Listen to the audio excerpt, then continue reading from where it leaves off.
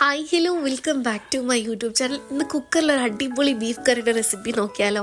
ഞാൻ അതിനായിട്ട് ഇവിടെ 2 സവാള എടുത്തിട്ടുണ്ട്, 3 പച്ചമുളക്, ഒരു തക്കാളി. ഇനി ഒരു കുക്കർ എടുക്കുക, അതിലേക്ക് ആവശ്യത്തിനുള്ള വെളിച്ചെണ്ണ ഒഴിച്ച് കൊടുക്കുക.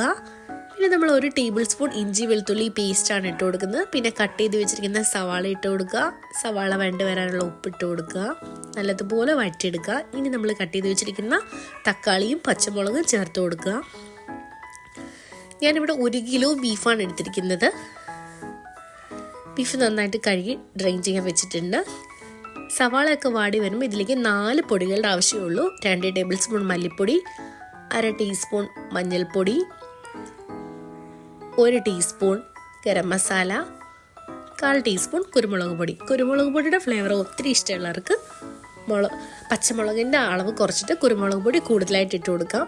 ഇനി നമ്മൾ കഴുകി വെച്ചിരിക്കുന്ന ബീഫും കൂടെ അതിലേക്കിട്ട് ഈ മസാലയിൽ നല്ലപോലെ മിക്സ് ചെയ്ത് ഹൈ ഫ്ലെയിമിൽ 1 വിസിലും ലോ ഫ്ലെയിമിൽ 3 വിസിലും എൻ്റെ ബീഫ് വെന്ത് വന്നിട്ടുണ്ട്. നല്ല ഫ്രഷ് കറിവേപ്പിലയും കൂടി ഇട്ട് ഒരു 5 മിനിറ്റ് തിളപ്പിച്ചെടുക്കുക. തിളപ്പിച്ചതിന് ശേഷം അതുപോലെ തന്നെ കുക്കറിൻ്റെ ലിഡ് അടച്ച് ഒരു അരമണിക്കൂറിന് ശേഷം തുറന്നു നോക്കുമ്പോൾ നല്ല കുറുകിയ ചാറോട് കൂടിയ ബീഫ് കറി ഇവിടെ റെഡി ആയിട്ടുണ്ട്. നല്ല പച്ച കളറിലുള്ള നല്ല ടേസ്റ്റി ആയിട്ടുള്ള ബീഫ് കറി ഞാനിവിടെ അപ്പത്തിൻ്റെ കൂടെയാണ് സെർവ് ചെയ്യുന്നത്. പൊറോട്ടയുടെ കൂടെയൊക്കെ അടിപൊളി കോംബോ ആണ്. നമ്മളെപ്പോഴും റെഡ് കളറുള്ള ബീഫ് കറിയല്ലേ ഉണ്ടാക്കുന്നത്. ഒരു ചേഞ്ചിന് ഇങ്ങനെയൊന്ന് ഉണ്ടാക്കി നോക്കൂ, നല്ല അടിപൊളി ടേസ്റ്റാണ്. നമ്മുടെ ചാനൽ ആരെങ്കിലും പുതുതായി കാണുന്നവരുണ്ടെങ്കിൽ സബ്സ്ക്രൈബ് ചെയ്ത് കൂടെ കുടിക്കുക. Tata, bye bye.